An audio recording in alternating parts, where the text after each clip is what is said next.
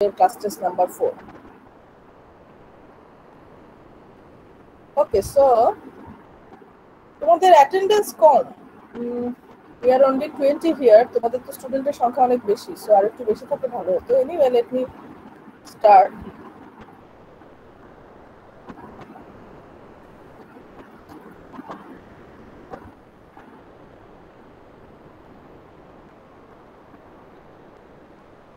আচ্ছা, আমি একটু শেয়ার করি ফাইলটা.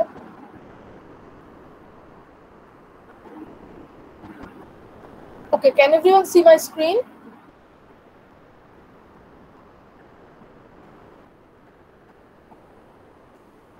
Can you see my screen? Yes, ma'am. Yes.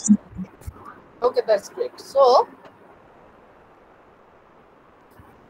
let's start from number 1 and go one by one. So the number 1 question was, suppose you are going to design an intelligent agent that delivers food from kitchen to customer table in a restaurant.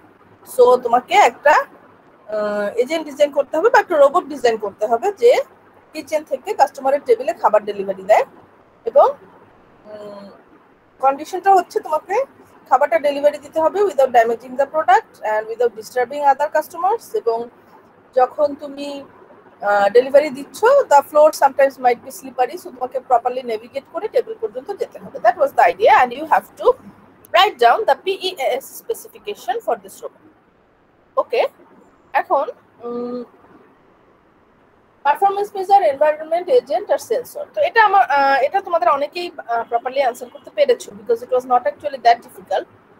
এখানে performance measure হচ্ছে যে food properly deliver করতেছে কিনা, correct কাস্টমারের কাছে deliver করছে কিনা. So deliver food without damaging, deliver food to right customer, deliver food on time. This are all actually the performance measures. আচ্ছা, এনভায়রনমেন্ট কি? এনভায়রনমেন্ট হচ্ছে গিয়ে টেবল, ফ্লোর, ফুড ট্রে, এগুলো কাস্টমার, এগুলো সবই কিন্তু এনভায়রনমেন্টের মধ্যে পড়ে, কারণ এগুলো সবগুলোর সাথে রোবটকে ইন্টারঅ্যাক্ট করতে হবে. What are the actuators here? Actuator হচ্ছে যে পার্টগুলো দিয়ে বা যে অ্যাপারেটাসগুলো দিয়ে রোবট কোনো একটা অ্যাকশন পারফর্ম করবে. Okay, can everyone hear me? Yes, ma'am. Okay okay, so যেটা বলছিলাম যে অ্যাকচুয়েটর হচ্ছে যে পার্টগুলো দিয়ে বা যে অ্যাপারেটাসগুলো দিয়ে রোবট কোনো একটা অ্যাকশন পারফর্ম করবে. তো এখানে অ্যাকশন বলতে আসলে বোঝায় হচ্ছে রোবটের মুভমেন্ট, এবং সে যে ফুড ডেলিভারি দিচ্ছে সেটাই হচ্ছে তার অ্যাকশন. সো আমরা এখানে রোবট আর্মস অ্যান্ড লেগস বলতে পারি, আমরা চাইলে হুইলসও বলতে পারি, আমরা চাইলে রোবট আর্মস অ্যান্ড লেগসও বলতে পারি. ডিপেন্ডস অন যে রোবট কি লেগ দিয়ে হাঁটবে না করে যে আমরা আসলে কি বলবো. আচ্ছা, আর সেন্সর হচ্ছে গিয়ে যে যেটার মাধ্যমে রোবট এনভায়রনমেন্ট থেকে ইনফরমেশন রিসিভ করে. সো এখানে সেন্সর বলতে ক্যামেরা ডেফিনেটলি, কারণ রোবটের তো একটা ভিজুয়াল সেন্সর লাগবে, তাকে তো দেখতে হবে যে সে কোথায় যাচ্ছে. এছাড়া ক্যামেরা আছে, আমরা চাইলে কোনো ধরনের টাচ সেন্সর বা টেক্সচার সেন্সর এরকম কিছু আমরা চাইলে ইউজ করতে পারি. So this are the sensor. So তাহলে দেখা যাচ্ছে যে পারফরমেন্স হচ্ছে প্রপারলি ফুড ডেলিভারি করা, এনভায়রনমেন্ট হচ্ছে টেবিল চেয়ার এগুলো, টেবিল ফ্লোর এগুলো, আর অ্যাকচুয়েটর হচ্ছে হুইলস, রোবট আর্মস, আর সেন্সর হচ্ছে mainly the primary sensor here is camera. আচ্ছা, এখন তোমরা সবাই মোটামুটি এটা পেরেছো, বেশিরভাগ স্টুডেন্টকেই আমি বোধহয় 2 এ 2 দিয়েছি, যে অ্যাটলিস্ট একটা প্রপারলি লিখেছো তাকেও কিন্তু আমি মার্কস দিয়েছি. বাট দ্য প্রবলেম ইজ অনেকে যেটা ভুল করেছো সেটা হচ্ছে অ্যাকচুয়েটরটা ভুল করেছো. এখানে আমি দেখলাম যে অ্যাকচুয়েটরের ক্ষেত্রে অনেকে জাস্ট অ্যাকশনগুলো লিখে দিয়েছো. তো এটা ডিস্টিংগুইশ করতে হবে যে অ্যাকচুয়েটর আর অ্যাকশন তো সেম জিনিস না. অ্যাকশন মানে হচ্ছে আমি কোন কাজটা করব, আর অ্যাকচুয়েটর মানে হচ্ছে আমি কোন পার্ট বা কোন অ্যাপারেটাসের মাধ্যমে ওই কাজটা করব. So definitely this two are not the same thing. So আমাকে ডেফিনেটলি যে পার্টের মাধ্যমে বা যে অ্যাপারেটাসের মাধ্যমে আমি কাজটা করব সেই অ্যাপারেটাসটার নামটা লিখতে হবে. That is known as the actuator. আচ্ছা, এটা ছিল প্রবলেম নাম্বার 1. আচ্ছা, এখন আসি প্রবলেম নাম্বার 2 তে. প্রবলেম নাম্বার 2 এর ব্যাপারে আমি আসলে খুবই মানে কি বলবো ডিসঅ্যাপয়েন্টেড. তার কারণ হচ্ছে প্রবলেম নাম্বার 2 তে তোমাদের ক্লাসের বেশিরভাগ স্টুডেন্ট সেম অ্যান্সার করেছো, একদম exactly same word by word copy. এবং আমি সবাইকেই কপি লিখে লিখে মার্কস কেটে দিয়েছি। সো প্রবলেম নাম্বার 2 তে খুব কম স্টুডেন্টকে আমি মার্কস দিতে পেরেছি। তো এটা খুবই আনফরচুনেট, মানে এটা আমি আমার এক্সপেক্টেড ছিল না। আরো অনেক কোশ্চেনই তোমরা কপি করেছো, আমি হয়তো সব কোশ্চেন ওইভাবে মার্কস কাটিও নাই, কারণ মার্কস কাটতে কাটতেও আমি টায়ার্ড হয়ে গেছি আসলে, যেটা বলা যায় যে আমার আর কপি আবার চেক করার মতো আর এনার্জি ছিল না।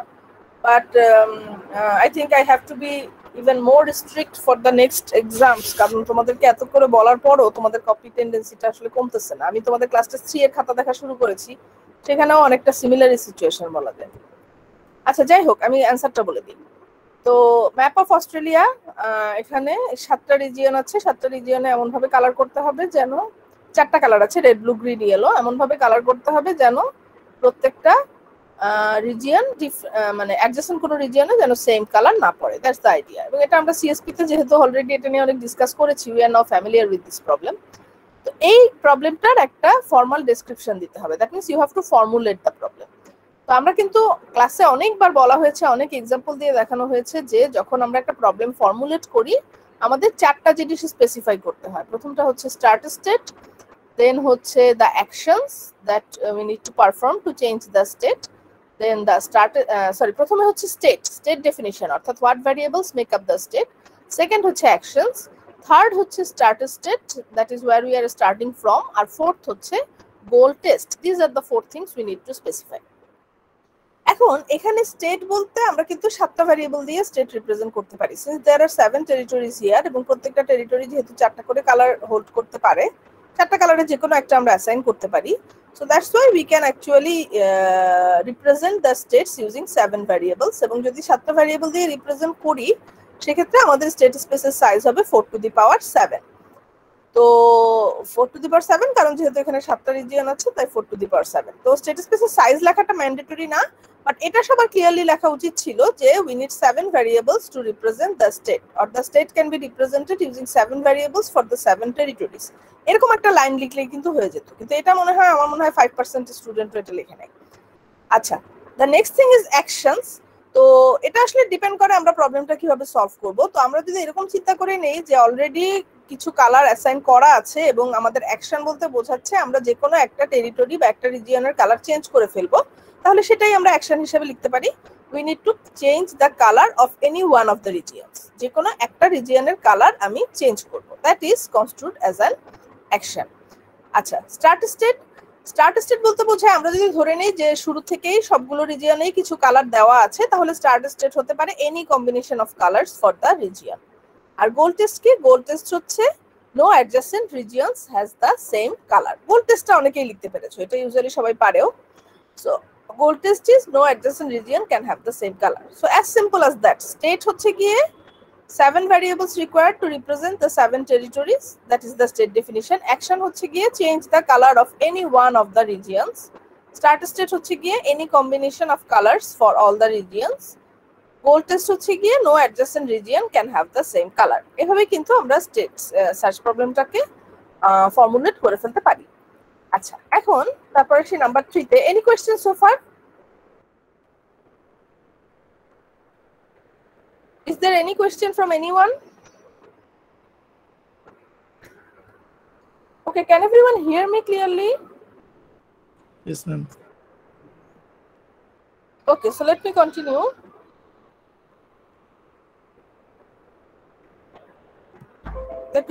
So, problem number 3, এটা ইজি ছিল।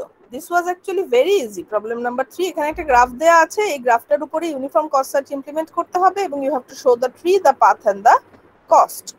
So, actually the graph is quite easy and small. মাত্র 5টা নোড এবং অল্প কিছু আর্কগুলোর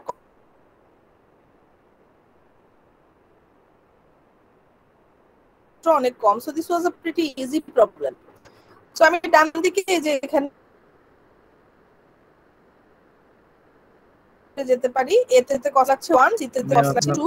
তো আমরা একে চুজ করব, এ থেকে আমরা শুধু বি করতে পারি। তো বিতে যাওয়ার কিউমেট্রিক কস হচ্ছে ইয়েস। কি বলেন বুঝতে পারি না। ও আচ্ছা আচ্ছা আচ্ছা, জাস্ট গিভ মি 1 সেকেন্ড, আমি একটু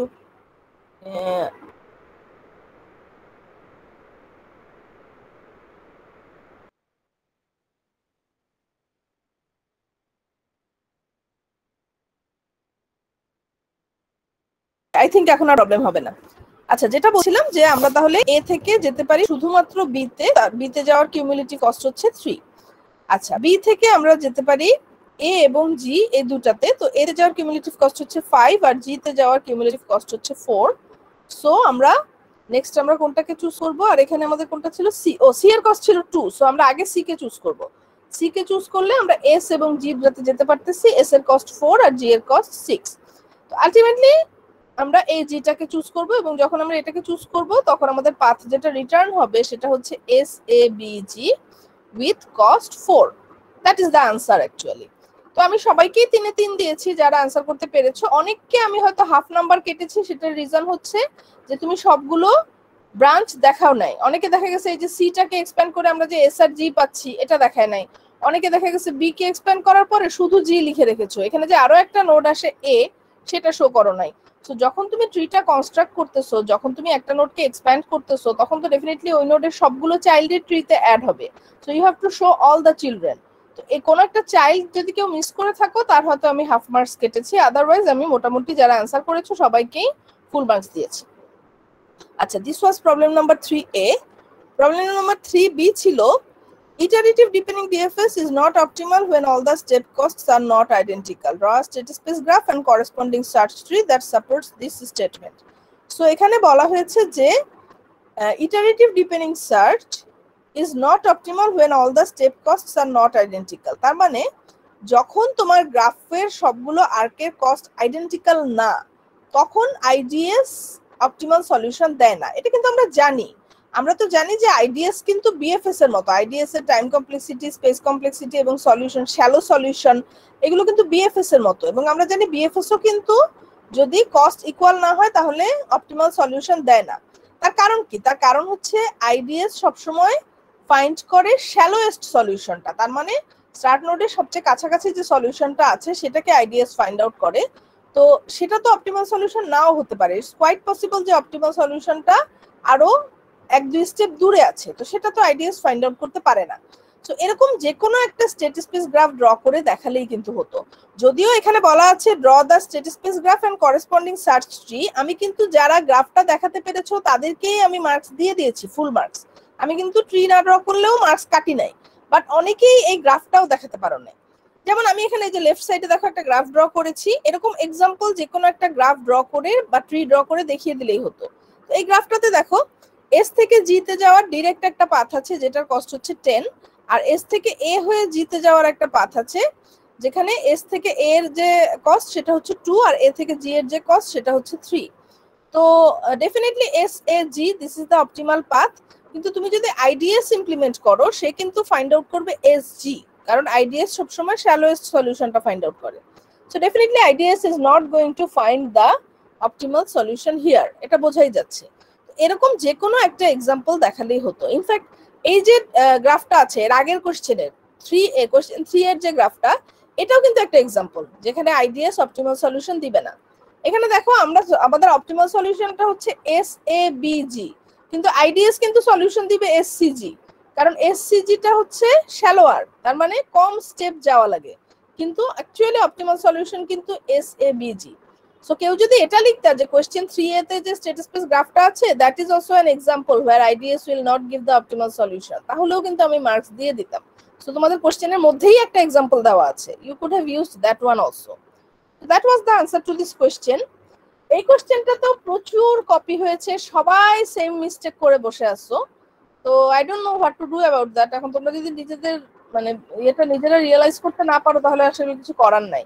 এখন তো ক্যাম্পাস তো হয়তো বা নেক্সট সেমিস্টার থেকে ক্যাম্পাস খুলে যাওয়ার একটা ভালো সম্ভাবনা আছে, তো তখন তোমাদের ক্যাম্পাসে গিয়ে আগের মতো করে এক্সাম দিতে হবে। এখন I don't think you are ready for that. তোমরা অনলাইনে এগুলো করে করে এবং তোমাদের দিন দিন তোমাদের এই জিনিসগুলো আরো বাড়তেছে, তোমরা আরো ক্রিয়েটিভ হচ্ছ, নানান রকম সিস্টেম বের করতেছো কপি করার। So this is not right. তোমরা নিজেদের ক্ষতি করতেছো, because you have to ultimately use the skills that you gain here in your career. So তুমি যদি এখন এটা করো, আসলে তোমরা সবাই অ্যাডাল্ট, সবাই তোমরা অনেক বুঝো, তোমরা ইউনিভার্সিটি স্টুডেন্ট, তো আমি আসলে বলেও কিছু করতে পারবো বলে মনে হয় না। You have to think about what is best for you by yourself. Okay ma'am? হ্যাঁ বলো। ভার্সিটি কবে খুলবে? আর হচ্ছে যে ম্যাম কোভিড-19 এর ভ্যাকসিন যারা দেয় নাই বা তারা ঢুকতে পারবে কিনা ম্যাম একটু বলবেন? এগুলো আমি আমি এখন বলতে পারবো না, কারণ এগুলো নিয়ে এখন পর্যন্ত কোনো কংক্রিট সিদ্ধান্ত হয় নাই, এবং যখন হবে ডিপার্টমেন্ট থেকে যখন জানানো হবে তখন অবশ্যই তোমাদেরকেও জানানো হবে। আর যারা ভ্যাকসিন দেয় নাই তারা ঢুকতে পারবে না এটা তো পসিবল না। তোমরা ইউনিভার্সিটির স্টুডেন্ট, তোমাদেরকে অবশ্যই, আমরা যখন সার্ভিস দিব আমরা তো সব স্টুডেন্টকেই দিব, আমরা তো আর ভ্যাকসিন দাও নাই দেখে তুমি আসতে পারবে না এটা তো আর বলা যায় না, তাই না? এগুলোর ব্যাপারে কোনো কংক্রিট সিদ্ধান্ত এখনো হয় নাই। আসলে অনেক রকম ইস্যু আছে যেগুলো নিয়ে চিন্তা করা লাগে। তো মানে আমার আমার মনে হয় নেক্সট ট্রাইমেস্টারের আগে আমি আসলে, আমার কাছে মনে হচ্ছে না যে খোলাটা হয়তো ফিজিবল হবে, but that is just my personal opinion.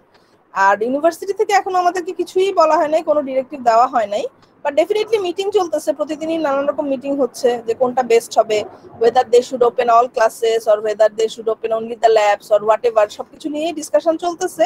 তবে তোমাদেরকে এনাফ টাইম রেখেই জানানো হবে, এমন না যে আজকে নোটিশ আসলো কালকে থেকে তোমাদের ক্লাস ইউনিভার্সিটিতে, it will not be like that, ঠিক আছে? তোমাদেরকে এনাফ টাইম দিয়েই, তোমাদেরকে সময় দিয়েই জানানো হবে যে কবে থেকে ক্যাম্পাসে ক্লাস ওপেন হবে এবং কবে থেকে তোমাদের আসতে হবে। So I think it will be a while yet, মানে এমন হবে না যে 12 তারিখ থেকে বলছে ওপেন করতে 12 তারিখ থেকেই তোমরা ক্লাসে আসো, আমার মনে হয় না যে সিচুয়েশনটা সেরকম দাঁড়াবে। সো বি পেশেন্ট, যখন হবে তখন তোমাদের সময় দিয়ে জানানো হবে। আর তোমরা সবাই ট্রাই করো যে ভ্যাকসিনেশনটা যেন করে ফেলতে পারো। এখন তো মানে try your level best, registration করে ফেলো, যে ভ্যাকসিনেশনটা করে ফেলো। আসলে আলটিমেটলি তো সবকিছুর জন্যই ভ্যাকসিনেশনটা আলটিমেটলি লাগবে। তো আমাদের ফ্যাকাল্টি এন্ড স্টাফ আমরা কিন্তু মোটামুটি সবাই ভ্যাকসিনেটেড হয়ে গেছি। তো এখন তোমরা স্টুডেন্টরা যদি মোটামুটি ম্যাক্সিমাম যদি হয়ে যাও, ইভেন ইফ সবাই না হলেও ম্যাক্সিমাম হলেও কিন্তু একটা ভালো ইমিউনিটি চলে আসে। So I hope it will be okay. আমাদের তো আসলে শুধুমাত্র ভার্সিটি ছাড়া আর সবকিছুই তো ওপেন আছে, এমন তো না যে আমরা ঘরে বসে আছি। বাজার, হাট, ব্যাংক, অফিস, আদালত সবকিছুই কিন্তু চলতেছে। So I think we will be able to manage it when the campus opens. ওকে, আচ্ছা, সো নেক্সট কোয়েশ্চেনে আসি। Question 4A, suppose that for some specific problem heuristic function h is admissible, is h square admissible? How about root h? আচ্ছা, এই কোশ্চেনটা কিন্তু আমার কাছে মনে হয়েছিল কোশ্চেনটা ইজি। তো আমার মনে হয় তোমরা যেটা করেছো, অনেকে মানে কোশ্চেনটা পুরোপুরি পড়ো নাই মনোযোগ দিয়ে, কারণ 3 মার্কের কোশ্চেন ছিল, কোশ্চেনটা কিন্তু 3টা পার্ট। তো অনেকেই আমি দেখলাম 2টা পার্ট অ্যান্সার করেছে, 3 নম্বর পার্টটা অ্যান্সারই করে নাই। তো এটা তোমাদের আরেকটা প্রবলেম, যে তোমরা যখন কোনো এক্সাম দিচ্ছ তোমরা কোশ্চেনটা পড়তে কিন্তু একটু সময় নিবা। Try to read the question carefully before answering, কারণ অনেক ভালো স্টুডেন্টও দেখা যায় যে কোশ্চেনটা প্রপারলি পড়ো নাই দেখে অ্যান্সারটা প্রপারলি দিতে পারো নাই। দেখো 3টা পার্ট ছিল। First part is h square admissible, এটা হচ্ছে ফার্স্ট পার্ট। এটার অ্যান্সার কি? h স্কয়ার আমি অ্যাডমিসিবল বলতে পারবো না, ইটস নট অ্যাডমিসিবল। তার কারণ হচ্ছে যেহেতু h স্কয়ারটা h এর চাইতে বড়, সো ইটস কোয়াইট পসিবল যে এই ভ্যালুটা কিন্তু ট্রু কস্টকে ক্রস করে চলে যাবে। সো দ্যাটস ওয়াই h স্কয়ারকে অ্যাডমিসিবল বলা যাবে না। How about root over h? Root over h is admissible, তার কারণ রুট ওভার h তো সবসময়ই, স্কয়ার রুট অফ h সবসময় h এর চাইতে ছোট। এখন যেহেতু h admissible, so definitely h এর চাইতে ছোট যে কোনো ভ্যালুও কিন্তু অ্যাডমিসিবল। আচ্ছা, তারপরের কোশ্চেনটা ছিল 3 number part. If your answer is yes for any of this two functions, would you prefer them over h? তার মানে তুমি যদি এই দুটার যে কোনো একটাতে ইয়েস বলে থাকো, তার মানে অ্যাডমিসিবল বলে থাকো, তুমি কি সেটাকে h এর চাইতে বেশি প্রেফার করবা কিনা? তো answer is no. Root over h admissible, but root over h কে আমি h এর চাইতে বেশি প্রেফার করব না। তার কারণ হচ্ছে since h is higher, h is closer to the true cost. Since root over h is lower, it's further away from the true cost. তো আমরা কিন্তু সবসময়ই যদি আমাদের হাতে দুইটা অ্যাডমিসিবল ফাংশন থাকে, আমরা সবসময় বড়টাকে প্রেফার করি, কারণ বড়টা closer estimate to the true cost. So definitely আমি h কে প্রেফার করব, আমি রুট h কে প্রেফার করব না। That was the complete answer. আচ্ছা ম্যাম, হ্যাঁ বলো। ম্যাম এখানে 4 এতে যেটা ম্যাম, হ্যাঁ, এইচ ট্রু কস্ট যদি ম্যাম এইচ থেকে অনেক বেশি হয়, ইয়েস, এইচ তো অ্যাডমিসিবল। যদি এরকম বেশি ধরেন ট্রু কস্ট হলো 16, এইচ সাপোজ 4, হ্যাঁ তাহলে তো আমার এইচ স্কয়ারও অ্যাডমিসিবল হয়। হ্যাঁ, এটা যারা লিখেছো তাদেরকেও আমি মার্কস দিয়েছি। কেউ যদি এরকম লিখে থাকো যে h স্কয়ারের রেঞ্জটা যদি ট্রু কস্টের চাইতে স্মলার হয় তাহলে h স্কয়ার অ্যাডমিসিবল হবে, তাকেও আমি মার্কস দিয়েছি, ঠিক আছে? বাট ইন জেনারেল তো h স্কয়ার অ্যাডমিসিবল হবে না। ট্রু কস্টটা যেহেতু আমরা জানি না, ট্রু কস্টটা তো আমরা জানি না। ট্রু কস্টটা তুমি যে বললো 16 হতে পারে, আবার এটা তো 5ও হতে পারে। We don't know the true cost. So আমি যদি এমন একটা ফাংশন পাই যেটা আমার অ্যাডমিসিবল ফাংশনের চাইতে বড়, সেটাকে আমি কখনোই অ্যাডমিসিবল বলতে পারবো না, ঠিক আছে? কারণ আমার কাছে তো নলেজ থাকতে হবে যে that is smaller than the true cost. তো ট্রু কস্ট তো আমি জানি না, তাহলে এরকম নলেজ আমার কাছে আসবে কোত্থেকে? হ্যাঁ, যারা লিখেছো যে if h square is less than the true cost then we can say it is admissible, তাদেরকেও কিন্তু আমি মার্কস দিয়েছি। যদিও that is also not the correct answer. The correct answer will be h square is inadmissible, কারণ আমি true কস্টটা জানি না, so আমি বলতে পারবো না এটা যে অ্যাডমিসিবল। আচ্ছা, question number 4b, prove that if h is consistent and an n prime are two nodes on the path to goal and n prime is the successor of n, then fn less than equal to fn prime. এটা একেবারে text বুকের question, text book থেকে তুলে দেওয়া। তার মানে text বুকে এই প্রুফটা করে দেওয়া আছে। এই প্রুফটা আমি তোমাদেরকে ক্লাসে একেবারে লাইন বাই লাইন করে দেখিয়ে দিয়েছি। সো এটা কিন্তু একেবারে স্লাইড থেকে, আমার লেকচার থেকে, টেক্সট বুক থেকে হুবহু কোশ্চেন। এখানে কোনো ক্রিয়েটিভিটির কোনো ব্যাপার নাই। এই প্রুফটা তোমাদেরকে ক্লাসেও দেখানো হয়েছে, তোমাদের বইতেও আছে। So you should have been able to do it. যারা ক্লাসের লেকচারগুলো ফলো করেছো বা যারা টেক্সট বইটা পড়েছো তাদের জন্য এটা কোনো প্রবলেম হওয়ার কথা না, এবং অনেকেই পেরেছো। এবং আমি জানি যারা পেরেছো তাদের মধ্যে 80% কপি করেছো, but I had nothing to do. এটা আসলে কপি করার মতোই question. Okay, so question number 5a, consider the sorry, just a moment. Consider the 8 puzzle problem. Oh, what's wrong? One moment. Where you have the board with 8 number tiles and a black space. Your objective is to arrange the number tiles in a specific configuration. A tile can only move to an adjacent blank space. Consider the following start and goal state. আচ্ছা, এখানে একটা start state আর goal state দেওয়া আছে এবং 8 puzzle problem solve করতে বলা হয়েছে, এবং তোমাকে বলা হয়েছে যে তুমি এই প্রবলেমটা সলভ করার চেষ্টা করতেছো using greedy hill climbing search. So তোমাকে একটা সুইটেবল হিউরিস্টিক ফাংশন ইউজ করতে হবে এবং দুইটা ইটারেশনের জন্য স্টেপস শো করতে হবে। আচ্ছা, গ্রিডি হিল ক্লাইম্বিং সার্চ, তার মানে first thing to do is to determine the heuristic function. প্রথম কাজ হচ্ছে আমি হিউরিস্টিক ফাংশন হিসেবে কি ইউজ করব সেটা ডিটারমাইন করা।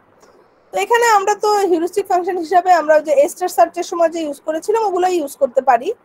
মিসপ্লেস টাইলস হিউরিস্টিক অথবা Manhattan distance heuristic, we can use those. তো ওগুলো ছাড়াও আমি চাইলে ডিফারেন্ট কোনো হিউরিস্টিকও আমি ডিফাইন করতে পারি। যেমন অনেকে লিখেছো number of tiles in its correct position, তো এরকম হিউরিস্টিকও ইউজ করা পসিবল।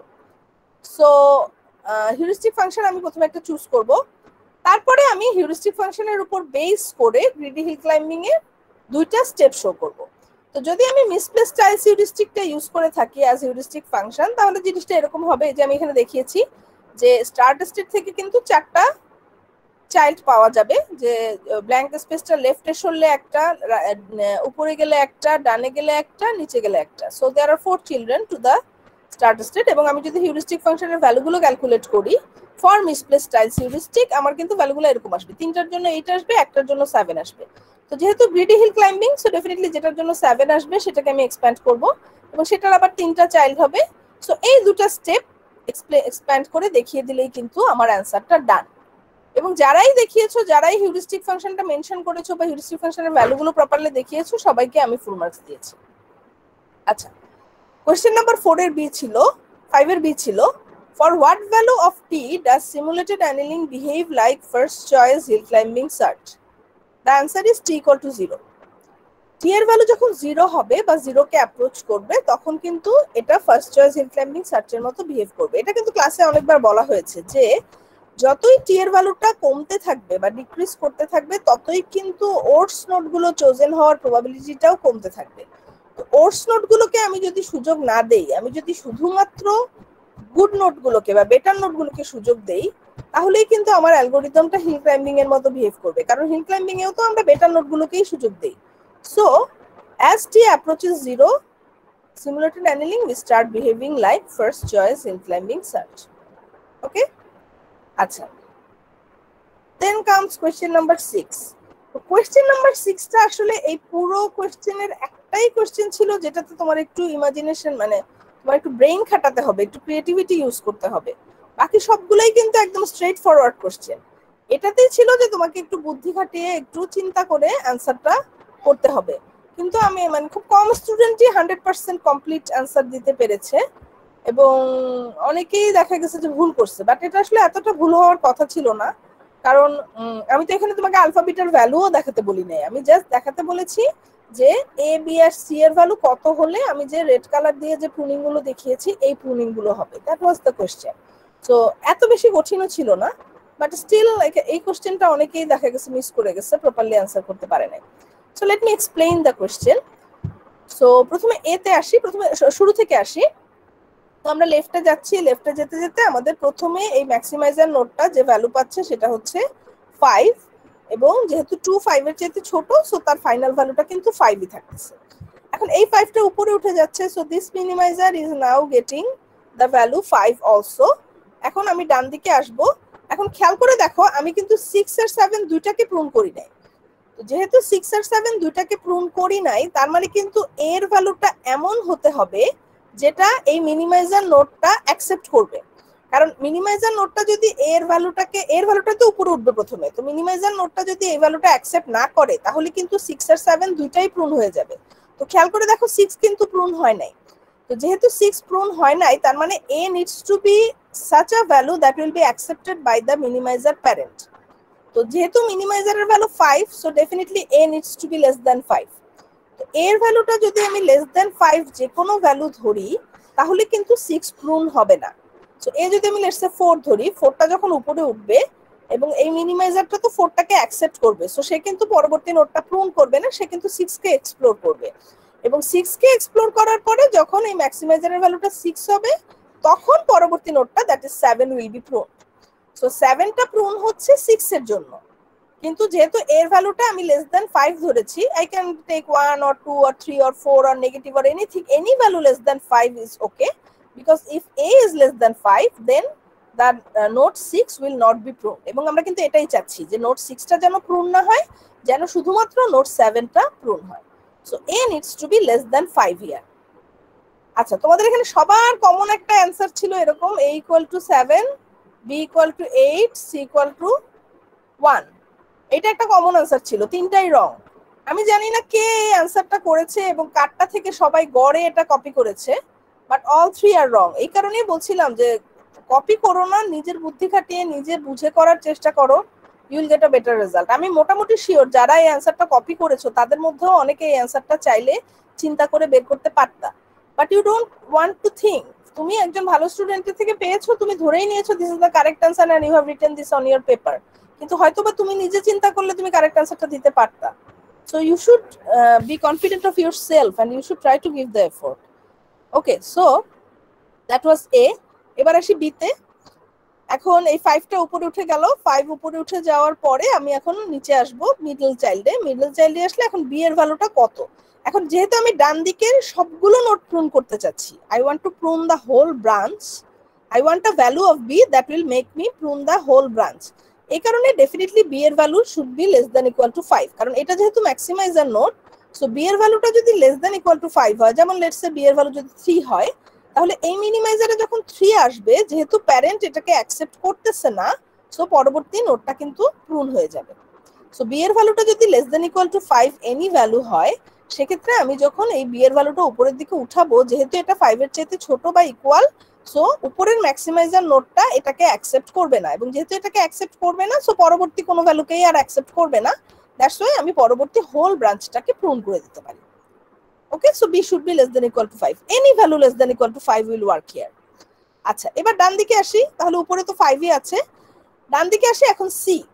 তো সিটা আরেকটু ট্রিকি, সিটা আসলে একটা রেঞ্জের মধ্যে পড়বে। সি এর ভ্যালুটা 5 এর চাইতে গ্রেটার দ্যান হতে হবে, আবার লেস দ্যান ইকুয়াল টু 8 হতে হবে। তার কারণটা কি দেখো, আমি প্রুন করতে চাচ্ছি শুধুমাত্র ডান দিকের এই -2, আর কোনো ভ্যালুই কিন্তু আমি প্রুন করতে চাচ্ছি না। I only want to prone -2। So আমাকে মেক শিওর করতে হবে সি এর ভ্যালুটা যেন 5 এর চাইতে বড় হয়, কারণ সি এর ভ্যালুটা যদি 5 এর চাইতে বড় না হয়, তাহলে এখানে যদি 5 এর চাইতে ছোট একটা ভ্যালু আসে, সেক্ষেত্রে তো এই ডান দিকের পুরোটাই প্রুন হয়ে যাবে। তো আমি তো পুরোটা প্রুন করতে চাচ্ছি না, আমি শুধুমাত্র -2 কে প্রুন করতে চাই। So that's why I have to make sure C is greater than 5। যেমন সি এর ভ্যালু যদি 6 হয়, তাহলে এখানে যদি 6 উঠে, তাহলে 6 তো 5 এর চাইতে বড়, সো সে কিন্তু পরবর্তী ব্রাঞ্চটা আর প্রুন করবে না। So 6 will be acceptable two the parent, So it will not prune the next branch, it is going to explore the next branch. এবং আমি তো নেক্সট ব্রাঞ্চটা এক্সপ্লোর করতে চাচ্ছি, আমি পুরোটা প্রুন করতে চাই না। So that's why C must be greater than 5। C যদি 5 বা 5 এর চাইতে লেস হয় তাহলে ডান দিকের পুরোটা প্রুন হয়ে যাবে, যেটা আমি চাচ্ছি না। সো সি 5 এর চাইতে বড় হবে। সি কিন্তু আবার 8 এর চাইতে লেস অর ইকুয়াল হতে হবে, কারণ সি যদি 8 এর চাইতে লেস অর ইকুয়াল না হয় তাহলে তো -2টা প্রুন হবে না। So it needs to be less or equal 8, কারণ সিটা যদি 8 এর চাইতে বড় হয় তাহলে কিন্তু আবার -2টা প্রুন হবে না, কারণ ওটা তো অ্যাকসেপ্টেবল হয়ে যাবে, মানে 8 এখানে উঠলে পরেও এটা অ্যাকসেপ্টেবল হয়ে যাবে, এবং এটা যদি অ্যাকসেপ্টেবল হয়ে যায় তাহলে তো আর -2টা প্রুন হবে না। So I have to make sure 8 becomes unacceptable to the parent so that -2 is pruned. So এখানে দুইটা ব্যাপার আছে, একটা হচ্ছে সি 5 এর চাইতে বড় হতে হবে যাতে করে এই ব্রাঞ্চটা, এই অংশটা অ্যাকসেপ্টেড হয়, আর সি 8 এর চাইতে ছোট আর ইকুয়াল হতে হবে যাতে করে এইটা 8 ভ্যালুটা যাতে অ্যাকসেপ্টেড না হয়। Okay, so I have to give a value of c that is in this range, so c can be either 6 or 7 or 8, c এই তিনটার মধ্যে যে কোনো একটা ভ্যালু হতে হবে। so that was the answer. তো আমি তো এখানে কমপ্লিটলি অ্যানালাইসিস করে বুঝিয়ে দিলাম। এখন কেউ যদি এরকম অ্যানালাইসিস নাও করো, তুমি যদি যেমন ধরো তুমি একটা পার্ট বুঝতে পারলা, তুমি ভ্যালুটা বসায় তুমি একবার চিন্তা করে দেখলা যে প্রুনিংটা প্রপারলি হচ্ছে কিনা, সেভাবেও কিন্তু অ্যান্সার করা পসিবল। ঠিক আছে, সো একটু এফোর্ট দিলেই আমার মনে হয় এই অ্যান্সারটা সবাই করতে পারতা, কিন্তু সেটা না করে সবাই যেটা করেছো সেটা হচ্ছে কোনো একজনের স্ক্রিপ্ট থেকে এটা কপি করার চেষ্টা করেছো, এবং যার স্ক্রিপ্ট থেকে কপি করেছো সে ভুল করেছে। সো অ্যাবাউট 50% স্টুডেন্টের এই অ্যান্সারটা রং হয়েছে। সবার অ্যান্সার সেম 781। আমাদের কিন্তু ডিপার্টমেন্ট থেকে বলে দেওয়া হয়েছে যে যদি দেখা যায় যে খাতার মধ্যে significant number of question copy, তাহলে পুরো খাতার মধ্যে 0 দিয়ে দেওয়া। ঠিক আছে, তো আমরা অনেক ফ্যাকাল্টিরাই এই জিনিসটা ফলো করি না, কারণ এটা ফলো করলে আসলে অনেক স্টুডেন্টই ফেল করে যাবে। কিন্তু আমার মনে হয় আসলে ফলো করা শুরু করতে হবে, তার কারণ হচ্ছে যে তোমাদের দিন দিন এটা ইনক্রিজ করতেছে। বললাম তো যে তোমরা প্রথম দিকে হয়তো এতটা কপি করতে পারতা না, এখন আমরা যতই তোমাদের বুঝাই, যতই চেষ্টা করি, it is increasing day by day. তো এইভাবে তো চলতে পারে না, তাই না? যে তুমি এভাবে কপি করে মার্কস নিয়ে তুমি এই মার্কস দিয়ে তুমি ইন ফিউচার কি করবা? কিছুই করতে পারবা না। মানে আমি এরকম অসংখ্য এক্সাম্পল দেখেছি যে কোনো একজন স্টুডেন্টের সিজিপিএ লো, কিন্তু সে তার ক্যারিয়ারে গিয়ে অনেক হাই অ্যাচিভমেন্টস করতে পারতেছে because he has learned the skills. আবার অনেক স্টুডেন্টের আছে সিজিপিএ খুব হাই কিন্তু সে কিছুই করতে পারতেছে না, কারণ সে কোনোভাবে কপি করে বা আনফেয়ার মিনস অ্যাপ্লাই করে সে সিজিপিএটা আর্ন করেছে। তো সেটা তো মানে অ্যাকসেপ্টেবল হতে পারে না, তাই না? আমরা সবাই চাই যে আমরা স্কিলটা লার্ন করি যাতে করে আমরা এই স্কিলটা কাজে লাগাতে পারি। So please keep that in mind and please try not to copy from others. অন্যেরটা কপি করো না, তুমি নিজে স্টাডি করো, স্টাডি করে তারপরে তুমি অ্যানালাইসিস করে তুমি নিজে বোঝার চেষ্টা করো, কারণ তোমাকে তো এই নলেজ গুলো পরবর্তী কোর্সগুলোতে গিয়েও কাজে লাগাতে হবে। তো এখন তুমি শর্টকাট নিলা, তুমি পরবর্তী কোর্সগুলোতে গিয়ে কি করবা? What will you do next? তোমার তো এই নলেজের ল্যাকটা থেকেই যাবে, তাই না? So please don't do that in future. Okay, আচ্ছা, কারো কোনো question? Any question? Okay, so যদি এটা আমরা বুঝে থাকি তাহলে আমি এখন, হ্যাঁ হ্যাঁ বলো বলো। ম্যাম নেক্সট ক্লাস টেস্টের ব্যাপারে যদি বলতেন। নেক্সট ক্লাস টেস্টে ম্যাম ডিক্লেয়ার করছেন? আর করলে না বা না, টপিক আমি করি নাই, আমি আজকের লেকচারটা শেষ করি তারপরে নেক্সট ক্লাস টেস্ট ডিক্লেয়ার করে দিব।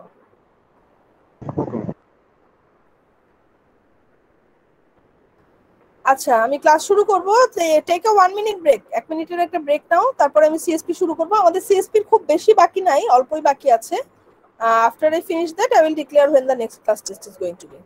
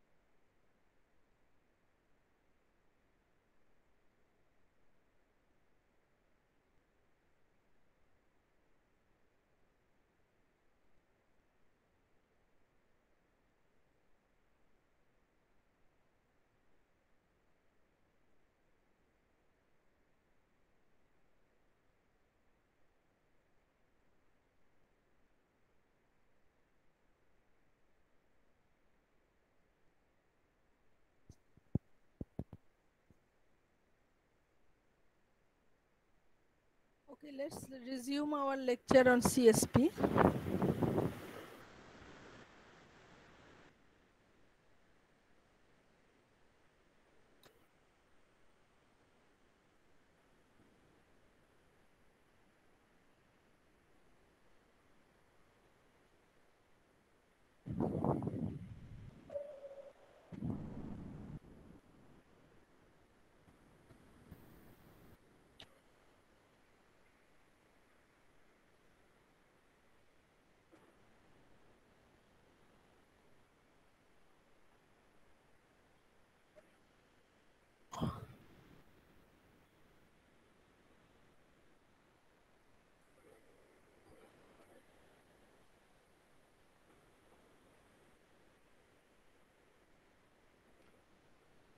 Okay, can everyone see the slide?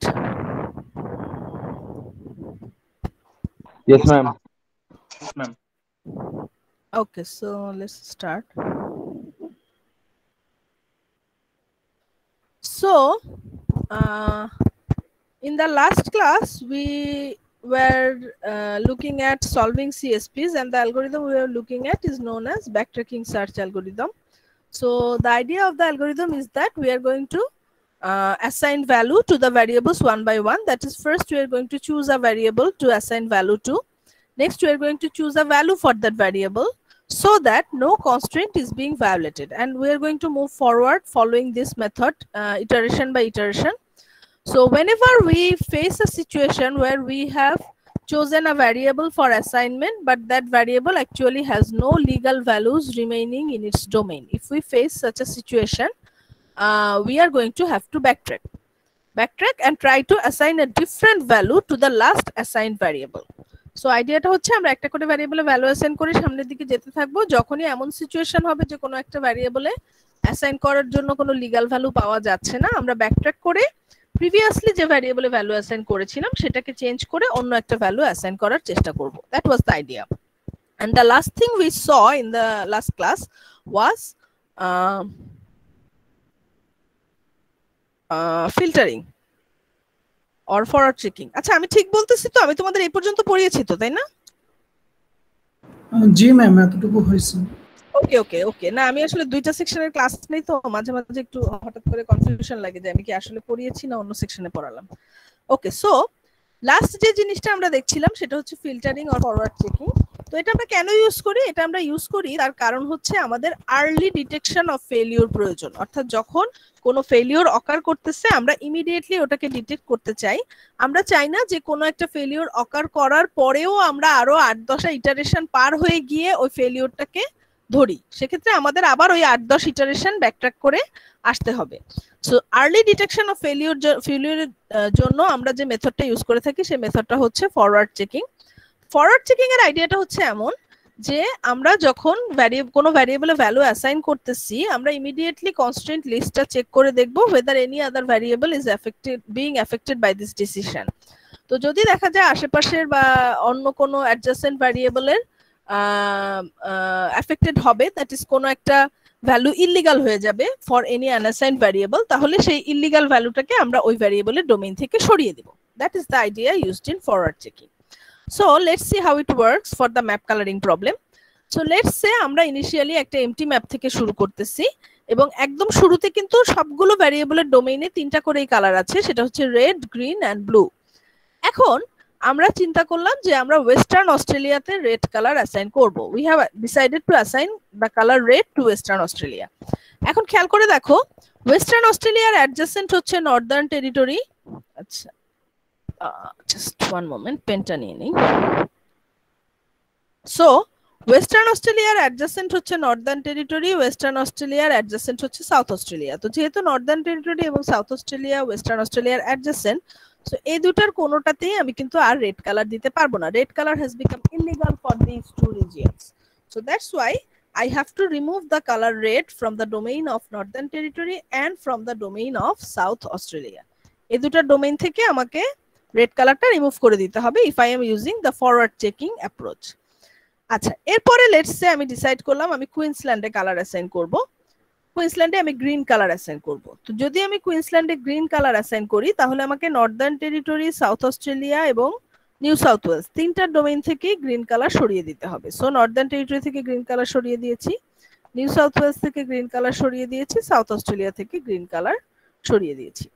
আচ্ছা, নেক্সট হচ্ছে লেটস সে আমি চিন্তা করলাম আমি ভিক্টোরিয়াতে ব্লু কালার অ্যাসাইন করব। তো সিমিলারলি ভিক্টোরিয়াতে যদি ব্লু কালার অ্যাসাইন করি তাহলে আমি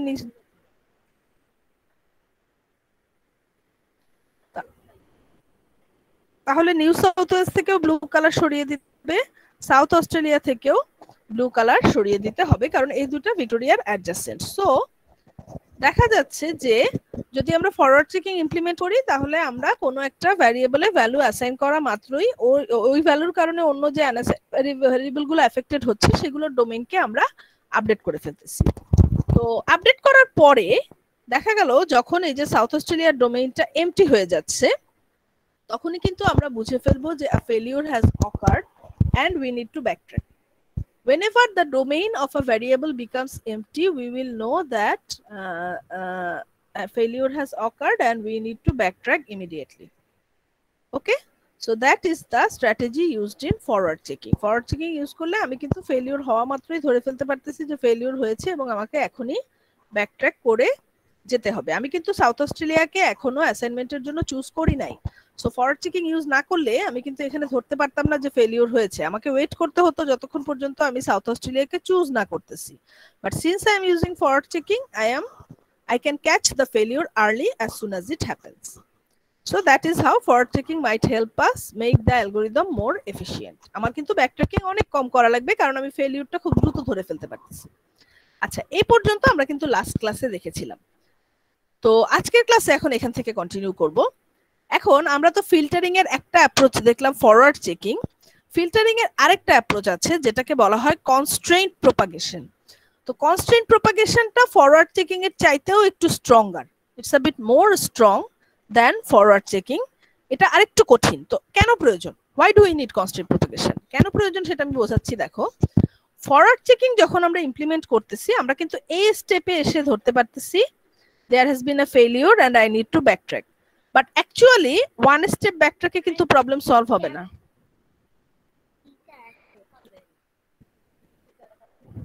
আচ্ছা, ওয়ান স্টেপ ব্যাকট্র্যাকে কিন্তু প্রবলেমটা সলভ হবে না। প্রবলেমটা সলভ হবে না এই কারণে, দেখো প্রবলেমটা কিন্তু আসলে ভিক্টোরিয়ার জন্য হয় নাই। আমরা তো ভিক্টোরিয়াতে যখন ব্লু কালার অ্যাসাইন করলাম তখন আমাদের সাউথ অস্ট্রেলিয়ার ডোমেইনটা এমটি হয়ে গেল, কিন্তু অ্যাকচুয়ালি কিন্তু প্রবলেমটা এর আগের স্টেপেই হয়েছে।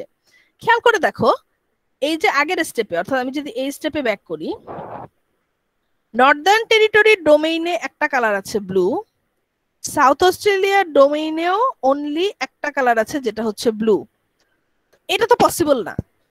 নর্দার্ন টেরিটরি আর সাউথ অস্ট্রেলিয়া দুজনের ডোমেইনেই শুধুমাত্র ব্লু কালার আছে এবং আমরা জানি there is a constraint Northern Territory not equal to South Australia, এরকম একটা কনস্ট্রেইন্ট আছে, কারণ নর্দার্ন টেরিটরি এবং সাউথ অস্ট্রেলিয়া বর্ডার শেয়ার করে, তারা অ্যাডজেসেন্ট। সো দুটার ডোমেইনেই যে যদি শুধুমাত্র ব্লু কালার রিমেইনিং থাকে এটা তো কখনোই আমাকে সলিউশনের দিকে নিয়ে যাবে না, তাই না? I have to do something about it. এখন এই স্টেপে তো আমি প্রবলেমটা ধরতে পারি নাই, কারণ ফরওয়ার্ড চেকিং প্রবলেমটা ধরতে পারবে শুধুমাত্র যখন ডোমেইন এমটি হবে তখন, নট বিফোর দ্যাট। তো আমার তো এর পরের স্টেপে ডোমেইনটা এমটি হয়েছে। এখন আমি যখন ব্যাকট্র্যাক করব প্রবলেম কিন্তু সলভ হবে না। আমি যদি ব্যাকট্র্যাক করে আমি যদি এখন ভিক্টোরিয়ার জন্য গ্রিন কালার দেই, the problem will not be solved. আমি যদি ভিক্টোরিয়ার জন্য রেড কালার দেই, problem will not be solved. এই প্রবলেমটা কিন্তু থেকেই যাবে যে নর্দার্ন টেরিটরি এবং সাউথ অস্ট্রেলিয়াতে দুটাতেই ব্লু কালার এবং এই দুটাতে একসাথে ব্লু কালার দেওয়া যাবে না। আমি একটাতে ব্লু দিলে অন্যটার ডোমেইন এমটি হয়ে যাবে। So the problem will remain. So forward checking যদিও আর্লি ফেলিওর ডিটেক্ট করতেছে বাট নট আর্লি এনাফ। আমি যদি আরো এক স্টেপ আগে ফেলিওরটা ডিটেক্ট করতে পারতাম তাহলে কিন্তু আমার ব্যাকট্র্যাকিং আরো অনেক কম লাগতো, কারণ এখন কিন্তু ফরওয়ার্ড চেকিং যদিও প্রবলেমটা পরের স্টেপে ধরেছে তারপরও কিন্তু ব্যাকট্র্যাকিং লাগবে, কারণ এই প্রবলেমটা যে আসলে এর আগের স্টেপে হয়েছে এটা ধরতে কিন্তু টাইম লেগে যাবে। Forward checking can not catch this so early. So এই কারণে আমরা আরেকটু স্ট্রঙ্গার একটা অ্যাপ্রোচ ইউজ করতে পারি ফিল্টারিং এর, যেটাকে বলা হয় constraint propagation. yes forward checking works well, better than using the basic form of backtracking, but constant propagation works even better. তো কনস্ট্যান্ট প্রপাগেশনের আইডিয়াটা কি দেখো, কনস্ট্যান্ট প্রপাগেশনের আইডিয়াটা হচ্ছে যে আমি শুধুমাত্র যে ভ্যারিয়েবল গুলোতে ভ্যালু অ্যাসাইন করতেছি তার অ্যাডজেসেন্ট গুলো না, আমি অ্যাকচুয়ালি সবগুলো কনস্ট্রেন্টই চেক করব। After assigning value to any variable, I will check all the constraints in the constraint list to make sure there is a pair of values that can fulfill that constraint. আমি বুঝিয়ে দিচ্ছি ব্যাপারটা কিরকম। Let's say আমার constraint লিস্টটা হচ্ছে এরকম যে wa not equal to nt, wa not equal to sa, তারপরে nt not equal to sa, দেন হয়তো এরকম আছে nt not equal to q, দেন আছে এরকম অসংখ্য কনস্ট্রেন্ট আছে। আমার মনে হয় 12 13 14 বা 15টা কনস্ট্রেন্ট আছে ফর দিস প্রবলেম। এখন আমরা যখন WA তে রেড কালার অ্যাসাইন করতেছি, ফরওয়ার্ড চেকিং এর ক্ষেত্রে আমরা কিন্তু শুধুমাত্র এই দুটো কনস্ট্রেন্ট চেক করেছি, অর্থাৎ the constraints that involve WA। আমি যখন WA তে রেড কালার অ্যাসাইন করতেছি, আমি শুধুমাত্র ওই কনস্ট্রেন্ট গুলো চেক করতেছি যেগুলো WA কে ইনভলভ করে, এবং চেক করে আমি NT এবং S এর ডোমেইন আপডেট করে দিচ্ছি। বাট যদি আমি কনস্ট্রেন্ট প্রপাগেশন ইউজ করি, সেক্ষেত্রে I will check all of them. So forward checking use করলে আমি শুধুমাত্র ওই কনস্ট্রেন্ট গুলো চেক করি যেগুলো আমার কারেন্ট ভ্যারিয়েবলটাকে ইনভলভ করে, কিন্তু যখন আমি কনস্ট্রেন্ট প্রপাগেশন ইউজ করব তখন প্রতি স্টেপে আমি সবগুলো কনস্ট্রেন্টকে একবার করে লুক ওভার করব। তো লুক ওভার করে আমি কি দেখব? আমি যেটা দেখব সেটা হচ্ছে যে কনস্ট্রেন্ট গুলোকে ফুলফিল করার মতো ভ্যালু ওই ভ্যারিয়েবল গুলোর ডোমেইনে আছে কিনা। Can I find a pair of values that will fulfil that constraint, এই জিনিসটা আমি চেক করব। ওকে, এখন আমি যখন কুইন্সল্যান্ডে গ্রিন অ্যাসাইন করলাম, কুইন্সল্যান্ডে গ্রিন অ্যাসাইন করার পরে আমার ভ্যারিয়েবল গুলোর ডোমেইনের এই অবস্থা দাঁড়ালো। তো আমি যখন NT not equal two SA এই কনস্ট্রেন্টটা চেক করতে যাব, নরমালি কিন্তু ফরওয়ার্ড চেকিং ইউজ করলে আমি এই কনস্ট্রেন্টটা চেক করতাম না, কারণ এখানে তো কুইন্সল্যান্ড ইনভলভ না। কিন্তু যখন আমি কনস্ট্রেন্ট প্রপাগেশন ইউজ করব, আমি কিন্তু এই কনস্ট্রেন্টটা চেক করব। এটা চেক করতে গিয়ে আমি দেখতেছি যে NT ডোমেইনে একটাই ভ্যালু আছে ব্লু, সো NT কে আমার ব্লু দিতেই হবে। তো ব্লু দিলে এখন তার করেসপন্ডিং সাউথ অস্ট্রেলিয়ার কি কোনো লিগ্যাল ভ্যালু রিমেইনিং আছে? That is what I am going to check. So প্রত্যেকটা কনস্ট্রেন্ট ধরে আমাকে চেক করতে হবে যে ওই কনস্ট্রেন্ট গুলোতে যে ভ্যারিয়েবল ইনভলভ তাদের আমি এমন একটা কম্বিনেশন পাই কিনা যেটা ওই কনস্ট্রেন্টটাকে ফুলফিল করবে। সো এন্টির ডোমেইনে যেহেতু শুধুমাত্র ব্লু আছে, আমার এন্টি কে ব্লু দিতেই হবে। I want to find a value for SA that is going to fulfill this constraint. তো আমি চেক করতে গিয়ে দেখবো যে S এর ডোমেইনে এমন কোনো ভ্যালু নাই যেটা এই কনস্ট্রেন্টকে ফুলফিল করবে, কারণ S এর ডোমেইনেও শুধুমাত্র ব্লুই রিমেইনিং আছে, এবং ব্লু দিলে তো আর এই কনস্ট্রেন্টটা স্যাটিসফাই হবে না। সো আমি বুঝতে পারবো there a failure has occurred and I am immediately going to backtrack. So যদি আমরা ফরওয়ার্ড চেকিং ইউজ করি, আমরা শুধুমাত্র ডোমেইন এমটি হলে বুঝতে পারবো ফেলিওর অকার করেছে। বাট যদি আমরা কনস্ট্যান্ট প্রপাগেশন ইউজ করি, তাহলে যখনই এরকম একটা সিচুয়েশন হবে যে একটা ভ্যারিয়েবলের জন্য অন্য ভ্যারিয়েবলের লিগ্যাল ভ্যালু অ্যাসাইন করা যাচ্ছে না, তখনই আমরা বুঝতে পারবো ফেলিওর হয়েছে এবং আমরা ইমিডিয়েটলি ব্যাকট্র্যাক করতে পারবো। সো কনস্ট্যান্ট প্রপাগেশন ইউজ করলে সাধারণত একবারের বেশি ব্যাকট্র্যাক করার প্রয়োজন হয় না, কারণ আমরা তো ফেলিওরটা একদম গোড়ায় ধরে ফেলতে পারতেছি। বাট ফরওয়ার্ড চেকিং এও আমরা ধরতে পারতেছি, but still it might be a little bit later then we want. Okay, এখন তোমাদের এক্সামে যদি সিমুলেশন চাওয়া হয় ব্যাকট্র্যাকিং সার্চের, তোমরা ফরওয়ার্ড চেকিংটা দেখালেই হবে, কারণ কনস্ট্যান্ট প্রপাগেশনটা আসলে সিমুলেশন দিয়ে দেখানোটা খুবই ডিফিকাল্ট, কারণ এখানে তো প্রত্যেকটা কনস্ট্যান্টের লিগ্যাল ভ্যালু চেক করা লাগে। সো যদি সিমুলেশন চাওয়া হয় তাহলে তোমাদের ফরওয়ার্ড চেকিংই চাওয়া হবে। কনস্ট্যান্ট প্রপাগেশনের সিমুলেশন আমি চাইবো না। You don't need to learn the simulation for constant propagation, it's difficult to show on pen and paper. So তোমাদের এক্সামে যদি চাওয়া হয় তাহলে ফরওয়ার্ড চেকিং এর সিমুলেশনটাই চাওয়া হবে। এবং কনস্ট্যান্ট প্রপাগেশনটা তোমরা কনসেপ্টটা বুঝবা, কনস্ট্যান্ট প্রপাগেশন থেকে যদি কোশ্চেন আসে হয়তো বা কনসেপচুয়াল কোশ্চেনস আসতে পারে। তাহলে আমরা ফিল্টারিং এর দুইটা অ্যাপ্রোচ দেখলাম, একটা হচ্ছে ফরওয়ার্ড চেকিং আর একটা হচ্ছে constant propagation. Any question from anyone about this two approaches? Did everyone understand? Is there any question from anyone?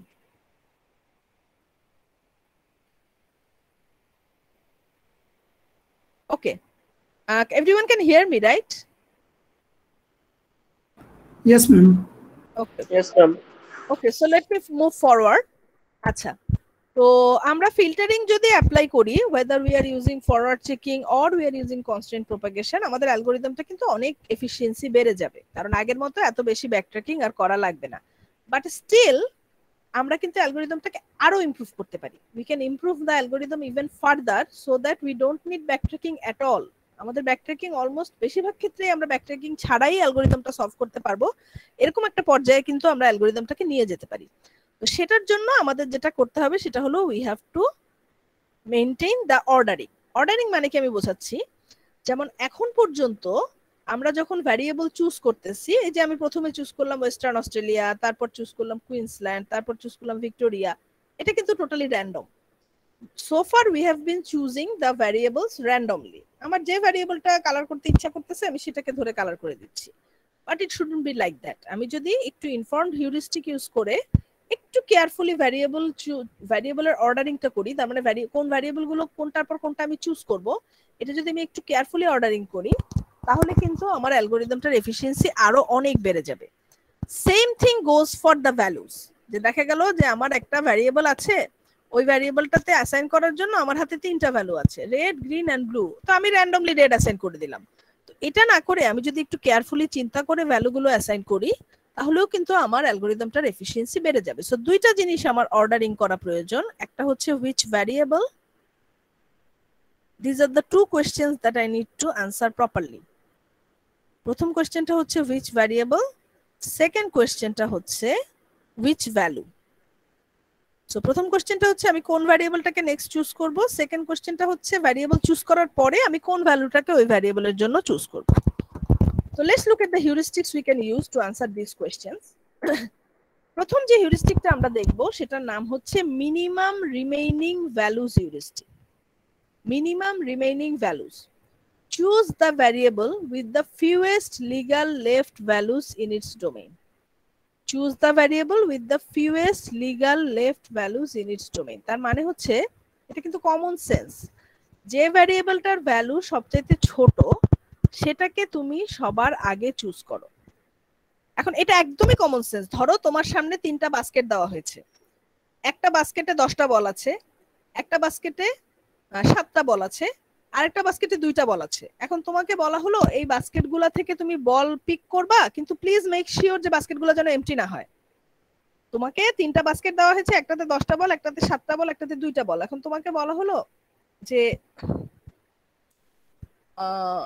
আচ্ছা না, মেবি এই এক্সাম্পলটা একদম প্রপার হলো না। ওকে, ফরগেট দ্য বাস্কেট, আমি তোমাদের এই ম্যাপ কালারিং এর এক্সাম্পলটা দিয়ে বোঝাচ্ছি। So let me show you. Let's say আমরা এই স্টেপে আছি যে ওয়েস্টার্ন অস্ট্রেলিয়াতে আমি রেড কালার অ্যাসাইন করেছি এবং এখন আমি নেক্সট চিন্তা করতেছি যে আমি এখন কোন ভ্যারিয়েবলে কালার অ্যাসাইন করব। তো আমরা কিন্তু এর পরের স্টেপে আমরা কুইন্সল্যান্ডে কালার অ্যাসাইন করেছিলাম। তো এখানে দেখো, যখন আমি ওয়েস্টার্ন অস্ট্রেলিয়াতে রেড কালার অ্যাসাইন করলাম, নর্দার্ন টেরিটরির ডোমেইনে 2টা ভ্যালু রিমেইনিং আছে, সাউথ অস্ট্রেলিয়ার ডোমেইনে 2টা ভ্যালু রিমেইনিং আছে, কুইন্সল্যান্ড, এনএসডব্লিউ এবং ভিক্টোরিয়া এই 3টা ডোমেইনে 3টা করে ভ্যালু রিমেইনিং আছে। আচ্ছা, এখন আমার কোন ভ্যারিয়েবলটা চুজ করা উচিত বলো তো, কোনটা চুজ করা উচিত?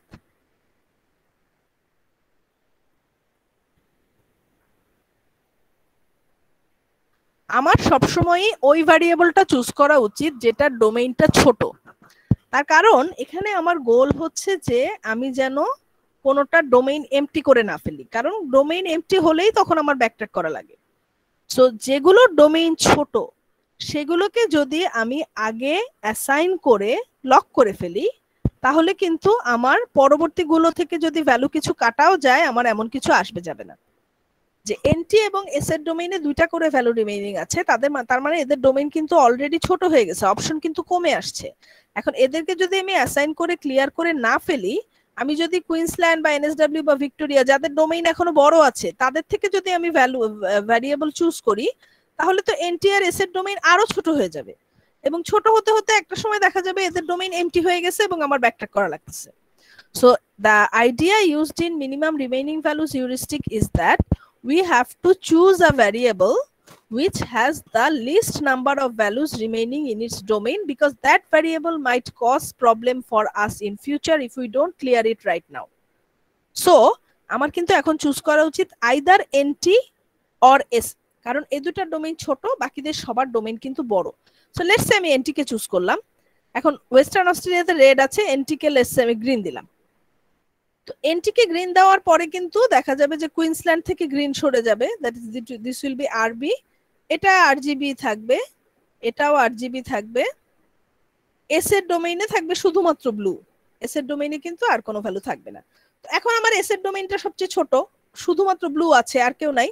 সো নেক্সট আমি এস এতে ভ্যালু অ্যাসাইন করব, তাহলে এটা রেড হলো, এটা গ্রিন হলো, এটা ব্লু হলো, এবং আমি তারপর সামনের দিকে চলে যাব। I won't need backtracking at all. আমি যদি মিনিমাম রিমেইনিং ভ্যালুজ হিউরিস্টিকটা ইউজ করি, আমার কিন্তু ব্যাকট্র্যাকিং টোটালি লাগতেছে না ম্যাপ কালারিং প্রবলেমের জন্য। তার কারণ হচ্ছে যে ভ্যারিয়েবলটার ডোমেইনের সাইজ সবচেয়ে ছোট তাকে আমি পরবর্তী স্টেপে চুজ করে অ্যাসাইন করে ফেলতেছি। তো যেহেতু আমি সবসময় ছোট ডোমেইনের ভ্যারিয়েবল গুলোকে চুজ করে অ্যাসাইন করতেছি এবং বড়গুলোকে বাদ দিচ্ছি, তো বড়গুলো থেকে যদি ভ্যালু দুই একটা বাদও যায়, ডোমেইন যদি আপডেটও হয়, প্রবলেম তো হচ্ছে না, তোমার ডোমেইন এমটি তো হচ্ছে না। বাট আমি যদি ছোটগুলোকে ফেলে রাখি, এগুলোর ডোমেইন তো এমটি হয়ে যাবে।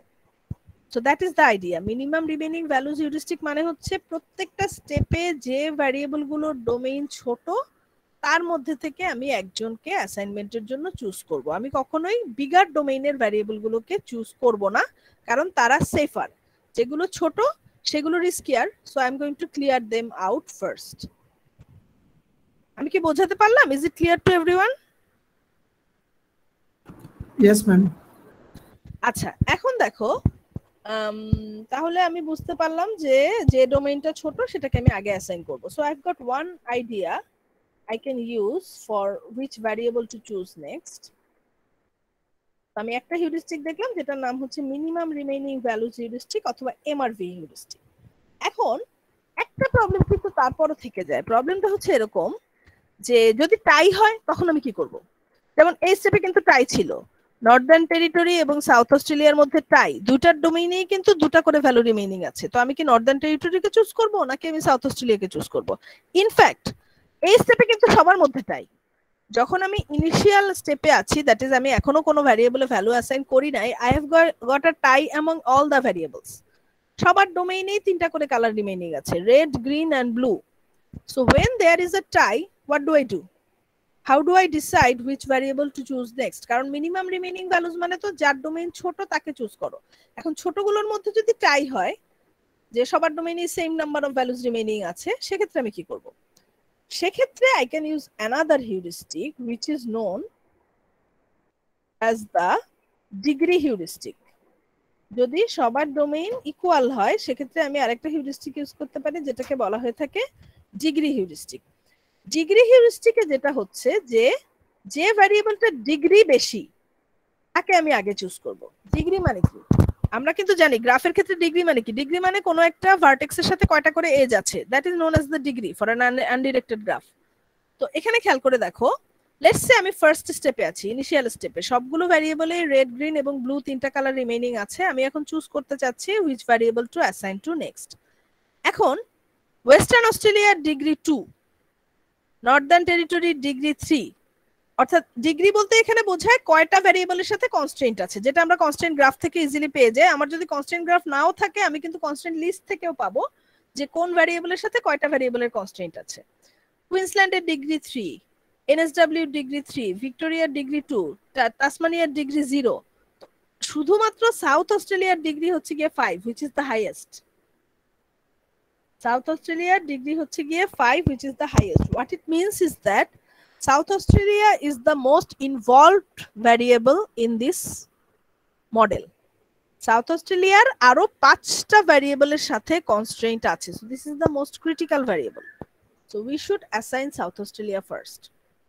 That is the idea used in degree heuristic. তাহলে আমাদের প্রাইমারি হিউরিস্টিক তো হচ্ছে মিনিমাম রিমেইনিং ভ্যালুস হিউরিস্টিক, যেটা ডোমেইনে সবচেয়ে ছোট সেটাকে আমি সবার আগে অ্যাসাইন করব। This is our primary heuristic.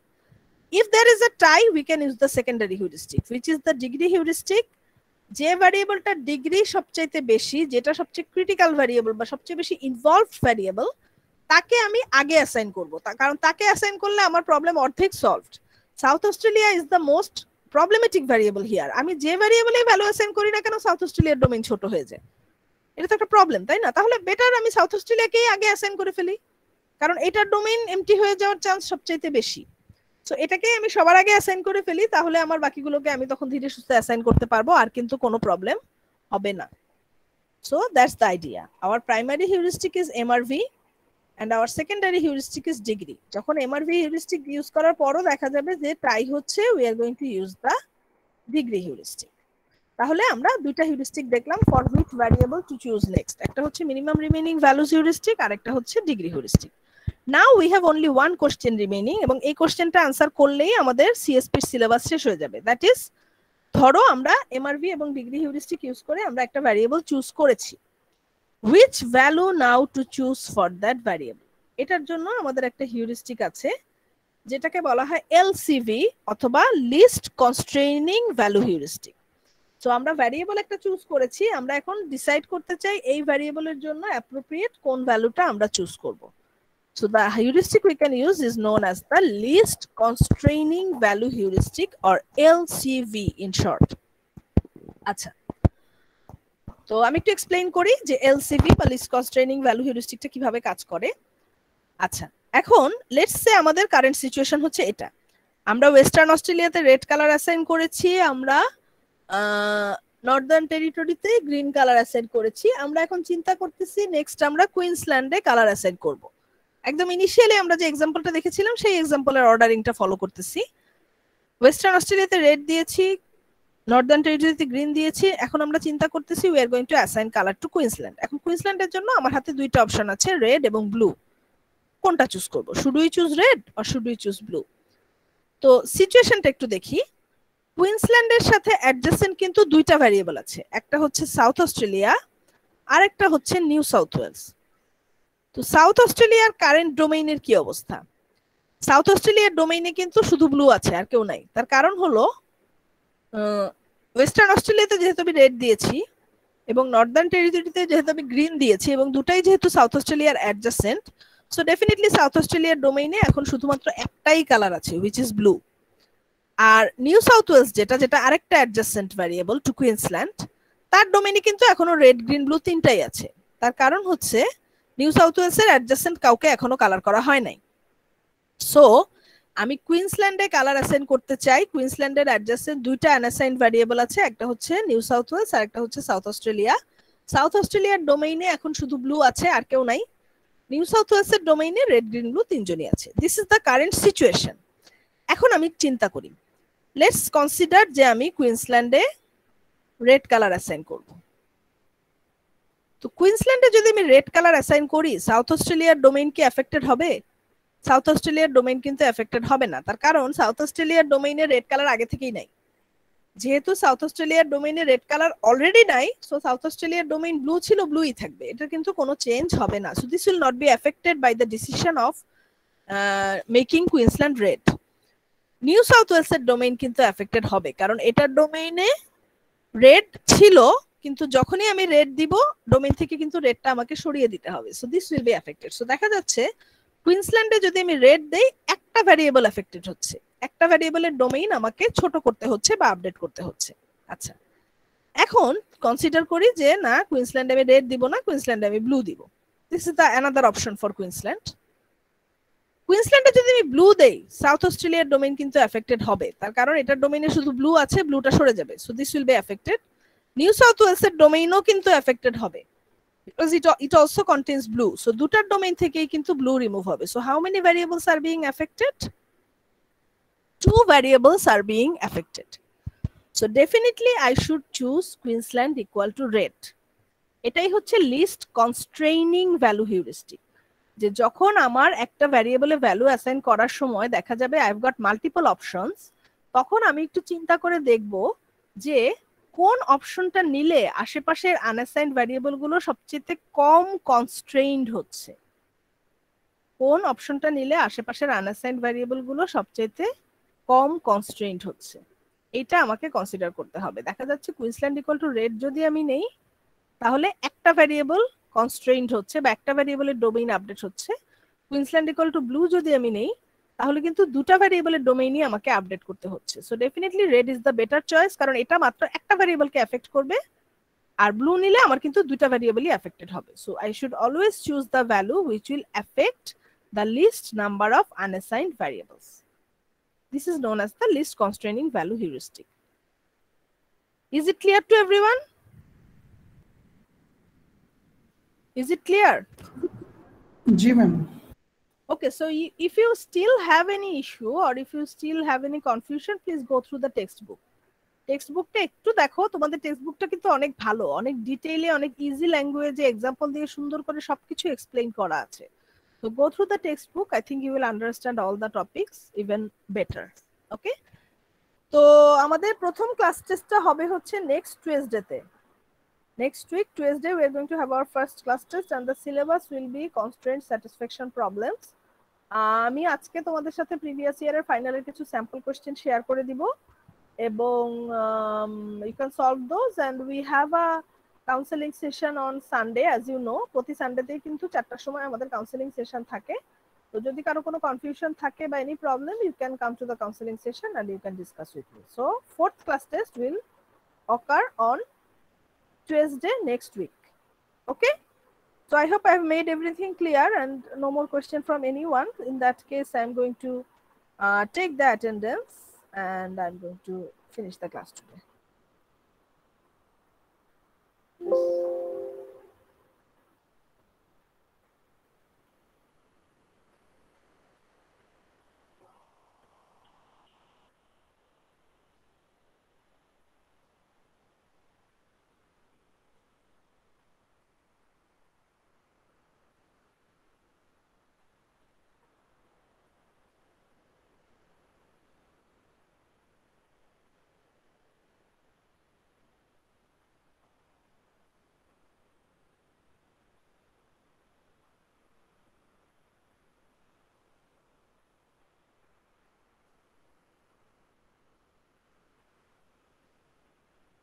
Badrul Amin, yes ma'am. আচ্ছা আমি তোমাকে গতকাল একটা ইমেল দিয়েছিলাম, তুমি রিপ্লাই দাও নাই। জি ম্যাম, দেখছি তো ম্যাম, ওই সময় দিব ম্যাম, সমস্যা নাই আমার, এই জন্য তো ma'am. You should have replied. আমি মেইলের মধ্যে লিখেছিলাম যে please reply confirming whether you can attend or not. ও আচ্ছা ম্যাম, এগুলো একটু কেয়ারফুল হতে হবে। হ্যাঁ, টিচার যখন কোনো একটা মেইল দেয় একটু পড়ে দেখতে হবে যে টিচার কোনো রিপ্লাই চেয়েছে। ঠিক আছে। Okay, Enamul Haque present ma'am. Rokunuzzaman Khan, Samia Halim, present ma'am. Priyabrata Nath, yes miss. Rahat Zaman, Jahara Islam Bhuiyan, yes ma'am. Dihan Pathan, present ma'am. Ohidul Haque, present ma'am. Miraj Faruk, Yes, ma'am. Ashikul Haque, present miss. Alid Hasan, Yes, ma'am. Rabius Sunny, Yes, ma'am. Sajib Mia, Present, ma'am. Shafiul Bari, Present, ma'am. Nafisa Akter, present ma'am. Sumaiya হক,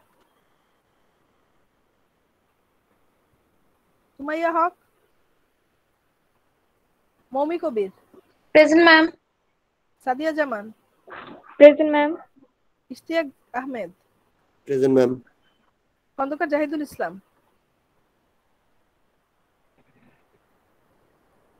জাহিদুল ইসলাম, খুশনুমা তাহফুজ,